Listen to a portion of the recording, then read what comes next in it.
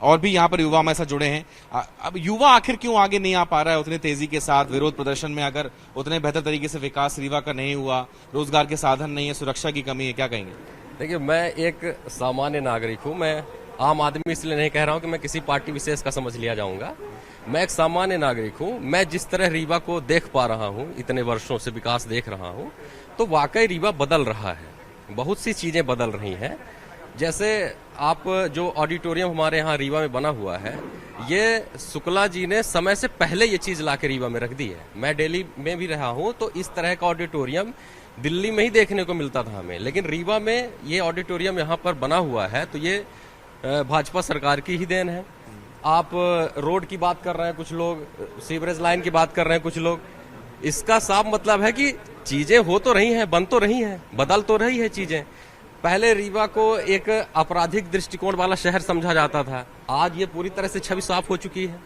आज लोग रीवा में इन्वेस्टमेंट कर रहे हैं, एक से एक बड़े बड़े ब्रांड यहाँ इन्वेस्ट कर रहे हैं, तो किसी तरह के व्यापारिक सुरक्षा महसूस कर पा रहे हैं, तब तो कर रहे हैं। ठीक है। जो अभी और बात कर रहे थे हमारे कांग्रेस के भाई साहब, कह रहे थे कि इस बार हम पूरे दल के साथ कब्जा करने वाले हैं, तो आप भाषा से ही समझ सकते हैं कि विचार में क्या चल रहा है। आप कब्जा जमाने जा रहे हैं नगर निगम में, आप यहाँ किसी दूसरे देश में आक्रमण करके ऐसे बात क्या करते, कब्जा करा रहे हैं। तो आता हूँ, आपके पास भी आता हूँ। ये बीजेपी सरकार जब से बनी सत्ता माता, एक चीज ये जानन की मतलब ये रोडें बनाई थी या रोडें खनी थी, बाकी काम एक कुछ नहीं आए। अब ये फ्लाई ओवर बनी जाऊन तो ये फ्लाई ओवर एक ऐसे बनी, उद्घाटन बाद चुपराई चालू हो गई ऊपर से। ये पहले रोड बनावा थे, फिर खन की वह रोड का नाली बनावा थे, फिर वह रोड में बीच में पाइप डाले लागे थे। सिर्फ इनके इतना काम है, और काम जब से ही सत्ता में सिर्फ रोड खन के बना रहे, बाकी इनकर विकास कुछ नहीं दिखान, सिर्फ इनका इतना काम है। ठीक है, इनकर विकास दिखा लगे पूरे रीवा के बासी। विपक्ष ने तमाम आरोप लगा दिए कि सड़क भी आप 15 साल से बना रहे हैं, भ्रष्टाचार भी पुल निर्माण में हो रहा है। बहरहाल सत्ता पे आप काबिज हैं, इन तमाम आरोपों पे क्या जवाब? मेरा जवाब इतना है कि जब कांग्रेस या विपक्षी दल कह रहे हैं कि इतना सारा सब कुछ है, भ्रष्टाचार है, काम भी नहीं हुआ, तो ये क्या कर रहे हैं मेरे समझ में ये नहीं आ रहा। मतलब या तो कुछ काम हुआ है और जनता उसको मान रही है, या फिर नहीं हुआ है तो ये फिर घर बैठे हुए हैं, उसको बता नहीं पा रहे हैं। तो दो में से एक चीज तय करनी पड़ेगी, ये तो विकास हुआ है तो जनता सुन रही है, या तो नहीं हुआ है तो ये सो रहे हैं। ठीक है, ठीक है। आप सो क्यों रहे हैं, इनका ये कहना है कि आखिर आप क्यों सो रहे हैं। हाँ, पहले मैं कांग्रेस से जवाब लूंगा, फिर आम आदमी पार्टी के पास भी आता हूँ। बीजेपी को शायद वो अभी आए होंगे भाजपा में, पता ना होगा। वो जो अभी ये पूछ रहे हैं सो क्यों रहे थे, तो उनसे आप पूछे कब से भारतीय जनता पार्टी और शहर की राजनीति को कब से जानते हैं। गौ हत्या का मुद्दा किसने उठाया रीवा में? नगर निगम के सामने जो गायें गाड़ी गई थी, उनको निकालने का काम किसने किया? फ्लाईओवर हो, चाहे मीठा पानी हो, चाहे सीवरेज का, इसका काम यहाँ पे जितना भी भ्रष्टाचार हुआ उसका उजागर करने का और कंपनियों को ब्लैकलिस्ट करा के यहाँ से भगाने का काम किसने किया? ठीक है। शायद उनके भी उतना व्यवस्था नहीं होगी, शायद ना समझ पाए होंगे रीवा को कि किसने विरोध किया, किसने क्या नहीं किया। तो वो सारी चीजें अलग मैटर है, और उसी मुद्दे पर इस बार बीजेपी यहाँ हार रही महापौर के चुनाव। ठीक है, आप इस बार एकजुट हैं या गुटबाजी का असर रहेगा? गुटबाजी के लिए एक फ्रेंचाइजी यहाँ पे, एक कार्यालय वहाँ पे आप जाके देख सकते हैं। गुटबाजी का आलम तो भारतीय जनता पार्टी का ये है कि अटल कुंज के नीचे अभी 4-5 दिन पहले तक जब मेयर का टिकट डिसाइड हो रहा था, तो 4 गुट के लोग थोड़े थोड़े से पटाखे लेके खड़े थे, और जब टिकट वहां डिसाइड हो गया तो जो उस अटल कुंज का मालिक था उसने कहा तुम्हें पटाखे नहीं फोड़ने, भागो भागो, मेरा टिकट नहीं। तो यहाँ कांग्रेस में कोई गुटबाजी नहीं, पूरी ताकत के साथ, संगठन के साथ और शीर्ष नेताओं के मार्गदर्शन में, कमलनाथ जी के नेतृत्व में मध्य प्रदेश में हम सारे महापौर जीत रहे हैं, सारे नगर निगम जीत रहे हैं। भारतीय जनता पार्टी, गुटबाजी देखना है तो अटल कुंज के नीचे जाके देखना चाहिए। 15-15 मिनट में मीडिया के माध्यम से ये मंत्री जी का कैंडिडेट आ गया, तो कोई ये त्रिपाठी जी आ गए, तो कोई ये व्यास जी आ गए, तो कोई आ गया, मतलब हर 15 मिनट में इनका कैंडिडेट बदला है।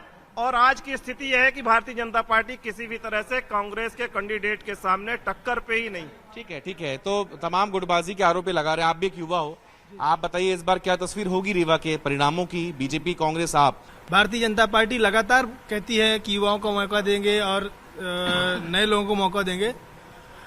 हमारे बीजेपी में एक अच्छे खासे लीडर्स हैं, युवा लीडर्स हैं, लेकिन हमारे कांग्रेस को और जनता को एक मौका मिला है कि जो कांग्रेस से एक ऊर्जावान लीडरशिप निकलनी चाहिए, उसमें अजय मिश्रा बाबा जी हैं। जैसे बीजेपी में आप जैसे कार्यकर्ताओं को, युवा नेताओं को बात चलती रही और नाम चलता रहा, दरकिनार करके 60 साल 62 साल के आदमी को टिकट दिया है। जाहिर सी बात है कि आज रीवा की जनता एक नए अपडेटेशन कैंडिडेट का साथ देगी। हाँ, एक मिनट आता हूँ आपके पास। आम आदमी पार्टी यहाँ पर राजनीतिक धंधागिर राजनीति को खत्म करने के लिए यहाँ पर आम आदमी पार्टी का जो है हमको चुने, इसलिए कि जिस सड़क की बात हो रही है कि पिछले 15 सालों में सड़क जो 500 करोड़ से 5000 करोड़ हो गई, उसका गवर्नमेंट तो जो है वो मेरे पास लिस्ट है, 18 लोग ब्लैक लिस्टेड हैं, जिसमें 18 में से जो है 14 लोग कांग्रेस के ठेकेदार हैं। नाम गिनाना शुरू करूंगा, सारे लोग हैं। तो शासन प्रशासन यहाँ बीजेपी का चल जरूर रहा है, पर सारी ठेकेदारी जो चलती है वो सारी ठेकेदारी कौन कर रहा है? भाई मेरा जो अभी डिबेट में आया है वो ठेकेदार है, वो बीजेपी गवर्नमेंट में अधिक सब्जेक्ट कर रहा है, जो दिवाकर भाई बैठा था अभी, वो बीजेपी गवर्नमेंट कर रहा था। तो दुखद बात यह है कि ये मिलजुल कर हेल मिल कर जो पब्लिक का जो पैसा जो लूट के आज अपने आप को बहुत बड़ा फॉर्च्यूनर और ये सब चल रहे हैं, तो यहाँ पर इसलिए चुने क्योंकि जो पैसा जो है वो ठेकेदार जैसे मान लीजिए दिवाकर भाई है, इनके तिजोरी में जाने वाला जो पैसा है वो आम जनता के हाउस टैक्स, पानी को माफ करे, कमर्शियल टैक्स को हाफ करेगा। और आने वाले समय में यहाँ पर जो व्यवस्था होगी उस व्यवस्था को देखकर चौंक जाएंगे लोग कि बिना 15 लोगों की समिति के हमारा वार्ड पार्षद काम नहीं कर सकता। इस बात के हम लोग आ रहे हैं। आपसे मेरा सवाल है, जाते जाते कम शब्दों में बताइएगा कि इस बार रीवा की जनता का के साथ किसके साथ होगा? रीवा की जनता के साथ का तो मेरा पूरा मानना है कि कांग्रेस के साथ होगा, क्योंकि रीवा का यूथ और मैं तो मानता हूं पूरे विश्व का यूथ एक बहुत आक्रोश में है, बहुत ही गुस्से में है, क्योंकि बीजेपी के द्वारा बहुत ही घृणा पैदा कर दी है जातिवाद का मुद्दा लेके। और हर चीज का इतना आज की डेट में जातिवाद और एंटी मुस्लिम और anti other religion backward classes के बीच में इतनी घृणा पैदा कर दी है कि आज बहुत आक्रोश में है।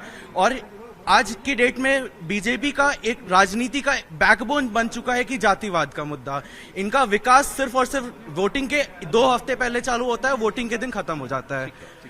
चलिए, आपसे मेरा सवाल है, जाते जाते किसका चुनाव इस बार जनता करेगी और क्यों?